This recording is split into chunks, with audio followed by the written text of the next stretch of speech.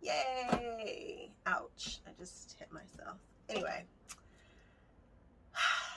this has been a long time coming. So the first thing I'm going to say is do not judge my space.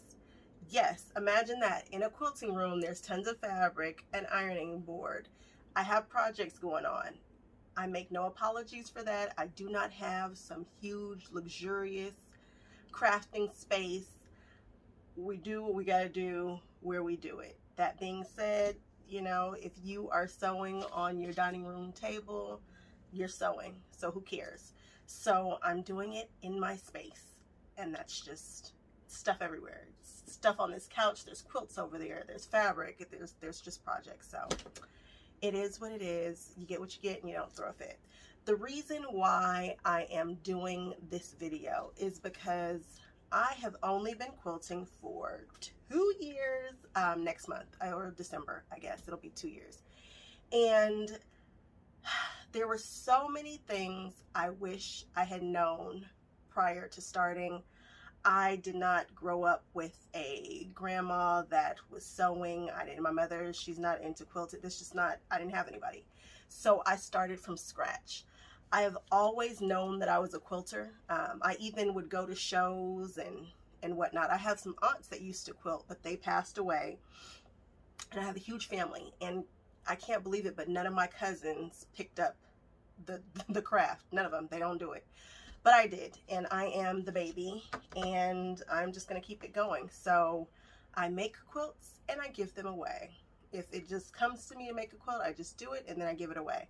So I've been quilting for 2 years, and I have made, I don't know, about 20 quilts so far. So 2020 was weird. I slowed down tremendously. Last year, I think I made 15, and then this year I've only made a few. Again, this year is weird. But all that to say, I'm doing this video because there were things that I wish I had known. There were terms I didn't know where to start.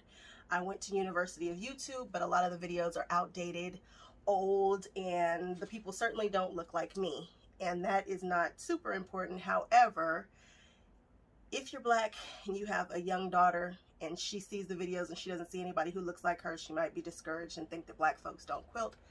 That is not true. We do. We're out here. So that's all I'm going to say about that. What you need to start quilting. Quilting is nothing but fabric, cutting it apart, and sewing it back together in different shapes with colors, and I'm obsessed with it. But I didn't know where to start, so let's talk about the tools that you need to begin. You will need a cutting mat, a self-healing cutting mat. They come in all different sizes. This right here is my cutting table in front of me, and I have a 36 by 36. Is that a square? It doesn't feel right. It says 36 by 36 mat in front of me. But I also have smaller ones. You do not need to have all the mats when you're starting out. I have a slightly obsessive personality, so when I jump into something, I jump in, and I have acquired quite a bit. But this is just to show you a self-healing mat with nice grid lines that you can see. You see them in the stores. Olfa, it's probably the one that you see the most. And I love Olfa so much, and that's the one that I have in front of me, the green one. You're gonna need a rotary cutter. This is a rotary cutter. The blade is super sharp. It's right there. And one of the first things I did was, when I got my rotary cutter, is I just got used to opening and closing it. This is beyond sharp. It can take your finger off. The tip of your finger is coming off. Maybe not through bone, but maybe, because they're sharp and they're dangerous. The first thing I did was just played with it, opening and closing it. When I lift my hand up from cutting, I close it. It's just automatic, and I want it to be automatic for you. It will save you fingers, blood. You can't leave these open when you're quilting. You're gonna hurt somebody. If you go to a class, you leave it open, somebody's gonna get hurt. It's that serious. So I suggest grabbing one, opening and closing it, just learning to get that motion of opening and closing. It's important. So you need a mat, you need a rotary cutter, you need scissors, Do not use the same scissors that you cut with paper. Your fabric scissors are your fabric scissors. Your paper scissors are your paper scissors. You need to have scissors specifically for cutting fabric. These are, I think these are Fiskars, one of the best scissor brands of all time. I got that from Joann's. Use a coupon because good scissors are expensive. They don't have to be expensive, but good scissors are expensive. Fiskars. My mother loves those scissors for whatever reason. I don't know. Then you're going to need a ruler. Most rulers are acrylic and they're kind of thick because they go right next to this blade here, and it just works. It totally works. I prefer creative grid rulers. You won't be able to find creative grids in your big box stores, but you will find them in your smaller quilt shops. I suggest you support your smaller quilt shops. I do. I love them. There's nothing better than walking into a quilt store and them knowing your name. They know what you're working on. They've been on your Instagram. I mean, my quilt stores are so supportive. I don't have a ton that are super close to me, but the ones that are lovely. Rulers, creative grids. They have this, it feels like sandpaper, but not quite that rough, and it helps the ruler not to slip. I do not like rulers that don't have this on the back. It's Creative Grids. I think they have the marking on that one. I love their rulers so much, and I've acquired a ton of them. You don't need to buy all the rulers when you're first starting, but I do suggest this be your first ruler. It is expensive. If you're buying from a smaller quilt shop, you might not be getting a discount, so be prepared for that. When I say expensive, maybe 30 bucks, maybe, I don't think it's more than that, but I'm not 100% sure. But Creative Grids is my jam. My sister today said that you should listen to people who are not getting paid by the companies to tell you the things. I'm not getting paid by anybody, so trust me when I say Creative Grids is where it's at. The first ruler, 6.5 by 24. You're gonna need this to be able to cut fabric off of a bolt. And we will talk about, what should we talk about next? Scissors, cutter, pins. Pins are important. I prefer glass head pins because if I need to iron it with the pins in, I don't have a problem. And they're super, usually glass head pins are super thin and they go through the fabric very, very easily, and they don't leave big old holes and things like that. So I vote glass head pins or the silicone head pins. I have some of those around here somewhere, but whatever. Seam ripper. You don't want to have to use it, but you're gonna spend some time. I call mine Jack, like Jack the Ripper. Jack and I have spent some time together.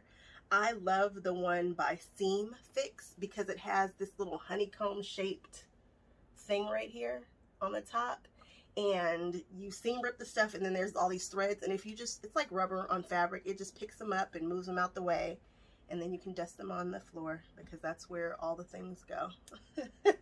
I should have put a vacuum on here, a dust buster, because that floor, oh my goodness. But anyway, seam ripper. This is a seam ripper.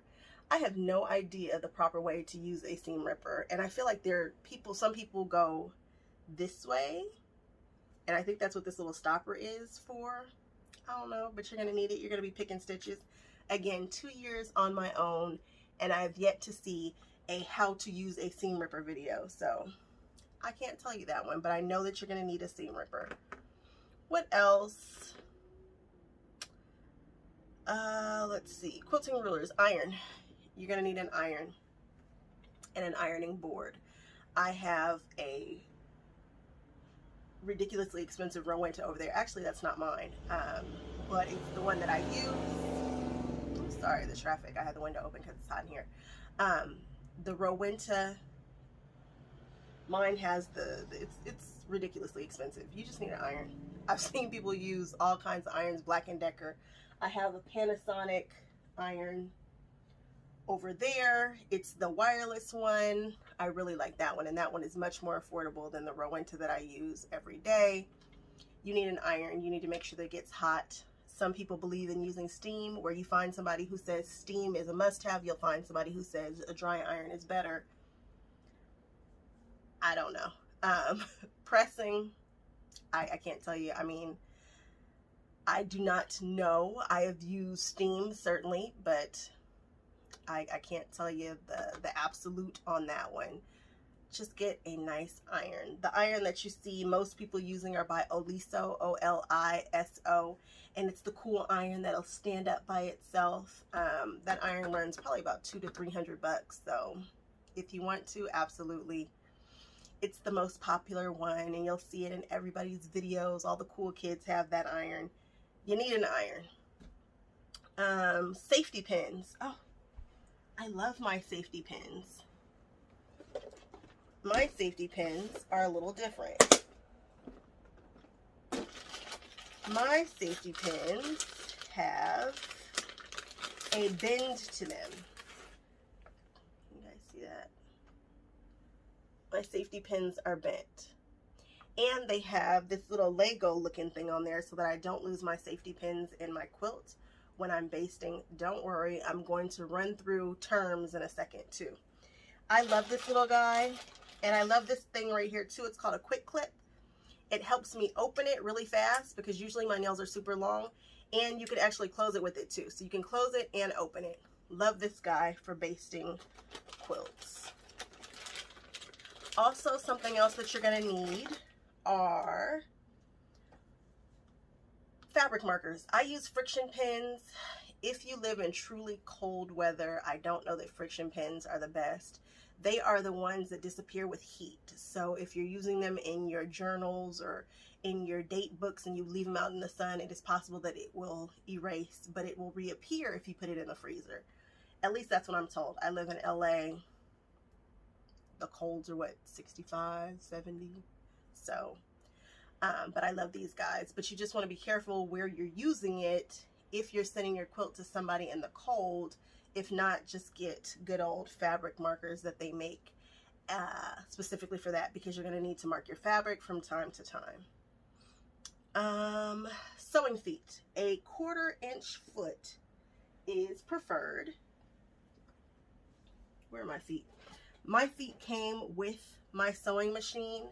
A 1/4 inch foot is simply a foot where on one of the sides it measures a 1/4 inch.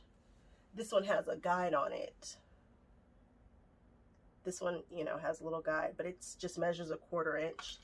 And something else that you might find useful is a walking foot. And this is just a big old honking foot that grabs your fabric from the top and the feed dogs at the bottom, and it walks across thick fabric. So those are the tools that you will need when you start. I just don't see how you can really be a successful, and then, you know, of course, your sewing machine. I started with a Quantum Stylus 9960. It says it's like $600, but you find it all over the internet for about $200-300. I got it around this time 2 years ago, and it was on a sale. I think I paid $200 for it, and I love it. I love it. I love it. I don't know anything else but this machine. And because I've fallen in love with quilting, my next machine is going to be a honking machine. I'm not going to buy a mid-level machine. I'm going to buy the top of the line machine that does all the things, because I can't embroider and it upsets me. So a great starter machine I love is a Singer 9960.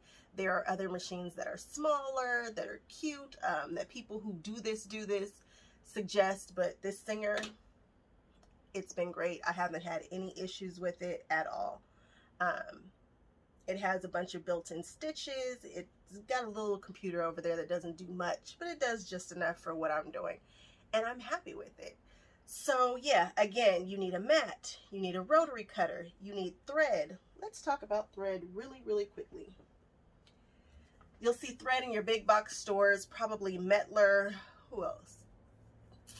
I think Mettler is the only one I can think of right off the top of my head.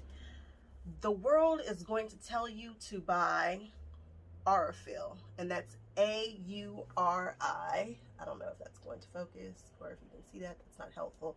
Aurifil thread. They're going to want to tell you it's the best, and it possibly is, but what it also is very expensive.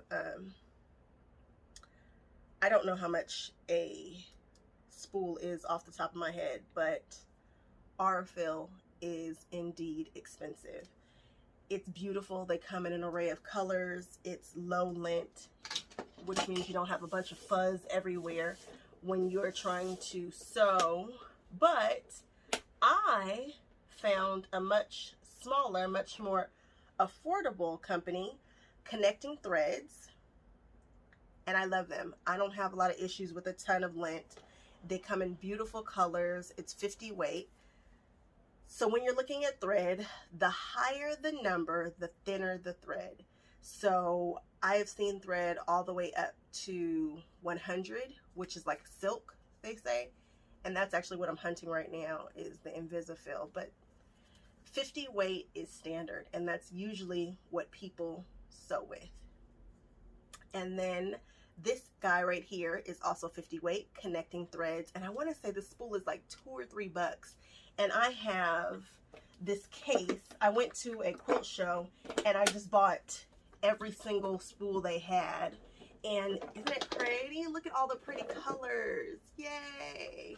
So if you're just starting out, I haven't found anything wrong with that. I do own a few of this orange top right here. That's that good Aurifil. But it is way more expensive. I mean, I got 5 spools from them for I think 20 bucks, maybe even cheaper. Aurifil, I want to say their sets and their kits like 50 and up. Beautiful colors again, but they're more expensive. They might be a better quality, I don't know. I've been able to turn out hecka quilts with that thread over there, and I'm pleased with it. So again, you need a mat, a rotary cutter, scissors, pins, needles. You need like needles. Get an array of needles. I'm not talking about needles for your machine. I'm just talking about hand stitching needles. You're going to need some of those if you decide to bind or hand bind your quilts. You're going to need an iron, an ironing board, some safety pins, a fabric marker, a sewing foot, and a machine. And you should be ready to go if you have those things. Again, I didn't know. And then fabric. You're going to need fabric. But I didn't know where to start, what to get, and this is a good place to start, a great jumping off place. I am going to do another video about quilting terms. They speak a different language, and how do you know until you know? And so I am going to try to share with you the quilting terms that you need to know when you are starting off quilting. Thanks so much for tuning in. Bye-bye.